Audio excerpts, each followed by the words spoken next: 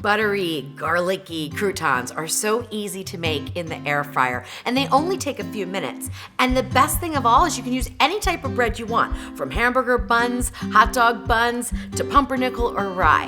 And I'm gonna show you exactly how to do it. Welcome to The Salted Pepper, where we cook for real life using real food and we keep it real simple. And this recipe, because it's not really a recipe, it's more just about timing, is so easy to make and oh my gosh, so delicious. Air fryer croutons. Oh, it's so much easier than making them in a pan on the stove, let me tell you. So what I have here is just an array of bread because I wanted to show you that you can use any type of bread that you want. I have a leftover hamburger bun here. I've used hot dog buns. I've used leftover just white bread. I have some Italian bread that's going stale, so it's hard. I've got some fresh, soft Italian bread. I've got some rye, slices, and pumpernickel. You can use any kind of bread that you like. And you can also use any kind of fat that you like. So I'm using butter because I want a garlicky, buttery crouton, but you could use leftover bacon grease if you wanted to, or a combination of the two. For seasonings, I'm gonna use 1 teaspoon of fine grind sea salt, 1 teaspoon of garlic powder, and 1 teaspoon of garlic salt, but you could mix up a different seasoning. So you can really customize this. All right, so first things first, let's get the Ninja Foodi or your air fryer preheated. You can use any air fryer for this.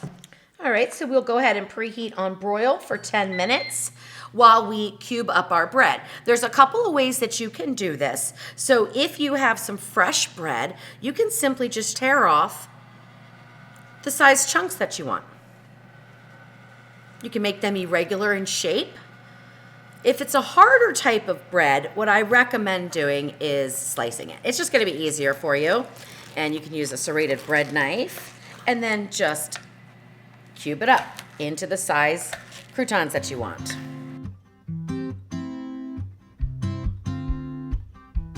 So like that. So either way is perfectly fine. I usually do a combination. So if it's sliced bread, I'll cube it up with my knife. And if it's soft bread like this, I'll just tear it off. So you want 10 cups of cubed bread.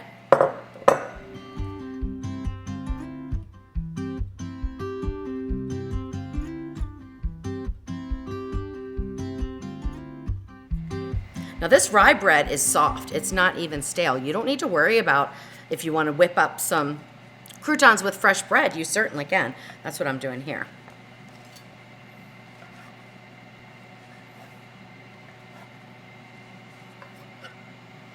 And I tore some and I'm cubing some. Now sometimes when you cut fresh bread, it'll go together like that, so you do want to make sure that you separate the pieces so that they can be coated evenly with the seasonings and the butter.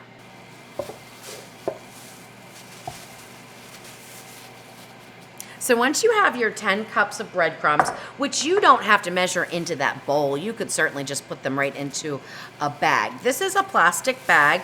And what I'm gonna do, it's totally optional. You could use a bowl if you wanted, but what I found is if I mix up the garlic, butter, and seasonings and everything, and I have a bag, I can shake it and it gets a little bit more coverage all over the croutons. So that's how I choose to do it, but you can do it either way.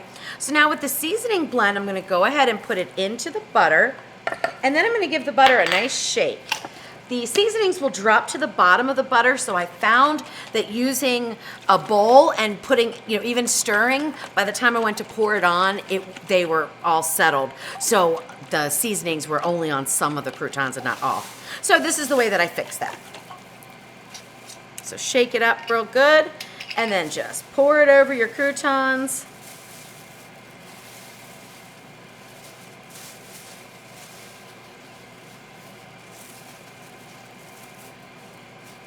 And the butter is warm, but not hot, okay?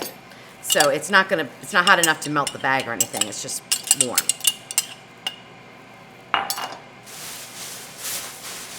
And then we do a shake, shake. Toss it all around. To me, this is so much easier than using a bowl, but like I said, you could definitely use a bowl and a pair of tongs would be fine.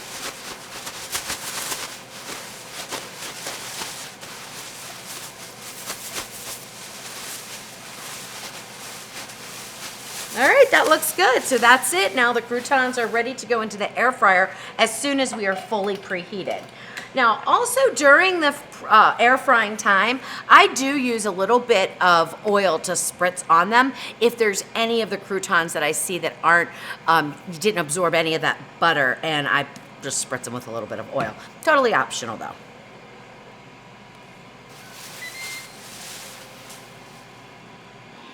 All right, so once you are all preheated, you can go ahead and put in your croutons. You can either grab them out with your hands or with the tongs. I'm gonna use tongs.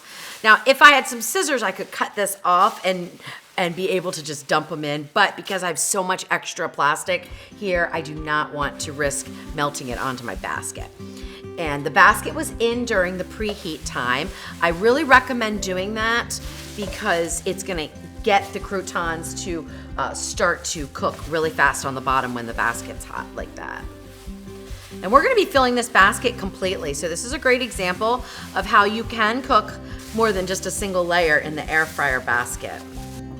All right, there we go. So now we are going to air crisp on 375 degrees Fahrenheit. And the time will depend. So I don't give a set time. Somewhere between 13 and 17 minutes has been how long it's taken. So I'm gonna go ahead and set this for 20 minutes. And in about 4 minutes, I'm gonna give the first toss. After that, I will toss every 3 minutes or so, 2 to 3 minutes, so that they're evenly cooked. And each time I toss, I just give a little spritz of the oil. All right, let's go ahead and open this up and give these a little toss. They're still gonna be very soft. That is to be expected. And then I just give a little bit of a spritz, maybe 4 or 5. Put the lid back down, go another 2 to 3 minutes, flip again, and I will keep doing that until the croutons are the consistency that I like. Now, the reason why we go at 375 and I don't choose to go up at a higher level of heat, because that would get them crispy on the outside quicker. However, it doesn't give enough time for the center to kind of dry up and become hard like we're used to with a crouton. The texture of these croutons when they are finished, they're amazing. They are like gourmet croutons that you would buy at the grocery store that come in, you know, they're pumpernickel and white bread and wheat bread and stuff like that. They are so good. So they're crunchy, but they're not like rock hard. So they're not rock hard. If you wanted them rock hard, lower your temperature a little bit more and then cook them a little bit longer.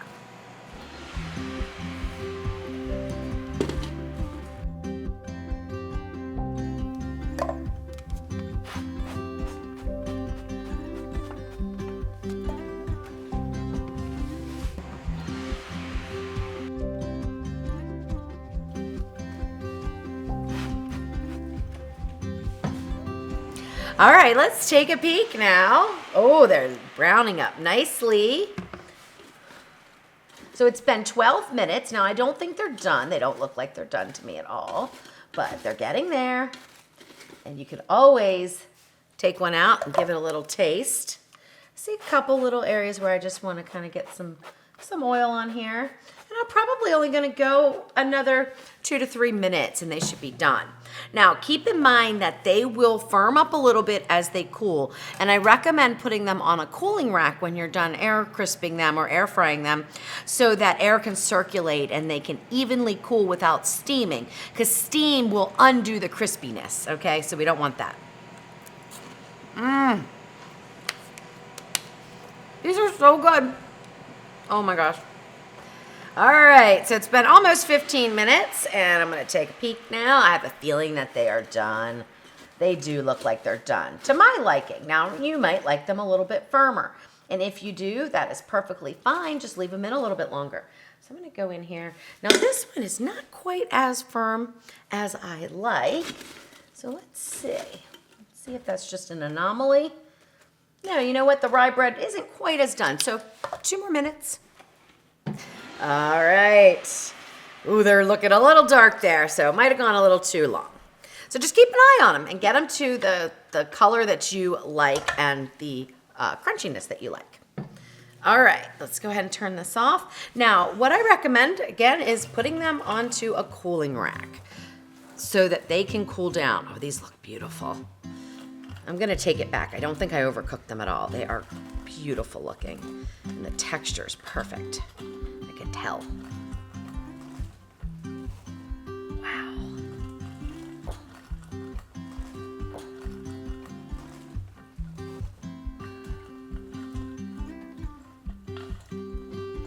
So now just spread them out a little bit so that they're in one layer as much as possible. Let them cool for a few minutes. You can use them on your salads right away, or you can let them cool completely. I mean, they cannot be warm at all when you put them into a bag, or again, they'll steam. Then you can just put them into a storage bag and use them when you're ready to use them. They stay good for about a week. All right, now I can't think of anything better to use a homemade air fryer croutons on than a Caesar salad. So that's what I'm gonna have here. And just put a few of these croutons on top. Oh my gosh, how lovely. And then of course I have to add some homemade Caesar dressing, which I need to take this lid off because it's a little thick and it won't pour out. And this recipe is on my website too. It is absolutely delicious. It's a lemony, bright tasting dressing. It's absolutely delicious. All right, let's dig in. I'm gonna go ahead and get one of those croutons right away here if I can. All right, here it goes.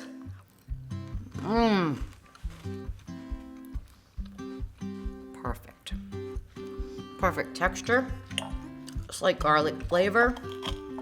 That was the rye. So delicious. Pumpernickel. Perfect. Now this is the fresh Italian. Perfect. Unbelievable flavor, unbelievable crunch, all the textures, even though the textures of the breads were different, they are all equally crunchy. They are so flavorful. I really urge you to try a combination of breads. It really adds something special to your crouton when you have different flavors in there. It's absolutely delicious. All right, I hope you give this one a try and make your own homemade air fryer croutons. Like I said before, change up the seasoning. You don't have to use butter. You can simply not toss them in anything if you want to try to avoid that, and then just use spritzes of oil. You could do that too. Any seasonings you like, any bread you like, whether it's old or fresh, it doesn't matter. So as always, make it yours, make it delicious, and keep it real.